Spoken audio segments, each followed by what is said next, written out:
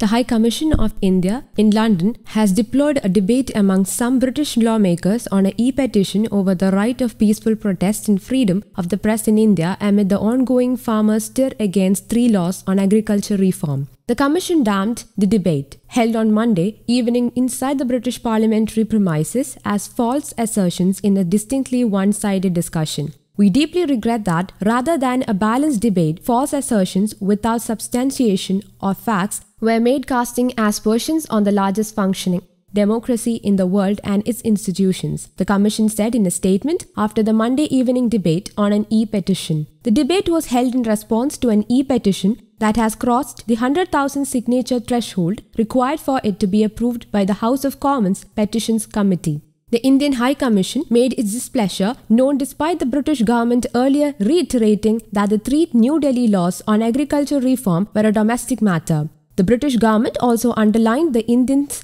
importance, saying India and UK together work as a force for good in the UN Security Council, and bilateral cooperation between the 2 countries helps fix many global problems. In its statement, the Indian mission also pointed out that foreign media, including British media, has been present and witnessed the events surrounding the farmers' protests in India firsthand, and therefore any question of lack of freedom of the media in India does not arise. It lamented that a false narrative over farmers' protest was sought to be developed, even though the High Commission of India has been, over a period of time, taking care to inform all concerned about the issues raised in the petition. The High Commission said it was compelled to react to the lawmakers' debate due to the apprehensions cast on India. The High Commission of India would normally refrain from commenting on an internal discussion involving a small group of honourable parliamentarians in limited quorum, the statement said.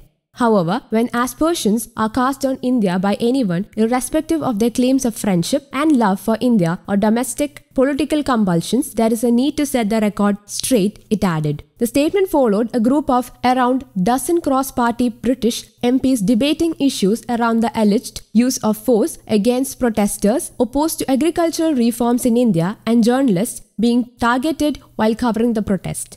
As the British government minister deputed to respond to the debate, Foreign Commonwealth and Development Office Minister Nigel Adams said the close UK-India relationship did not hinder the UK in any way for raising difficult issues with India, even as he reiterated the government line that agriculture reforms are a domestic matter for India. This is a time of great ambition for UK's relationship with India. Both governments are working to advance shared priorities across trade and investment, health, sustainability, and climate change in defence and security, said Adams. We are also working with India as a force for good in the UN Security Council and as one of the Prime Minister's guest countries at the G7 summit later this year in June. This cooperation will help us fix global problems and it will strengthen prosperity and well-being in India and the UK, he said. However, this is an exciting time for the UK-India partnership. It does not hinder us from raising difficult issues, the minister said, adding that candid discussions on a range of issues will form part of Boris Johnson's planned visit to India in the coming months. While the minister acknowledged the alarm and uncertainty the farmers' protest and their coverage in India had caused among British communities with family ties in India, he expressed hope that the ongoing dialogue between the Indian government and farmers' unions will have positive results.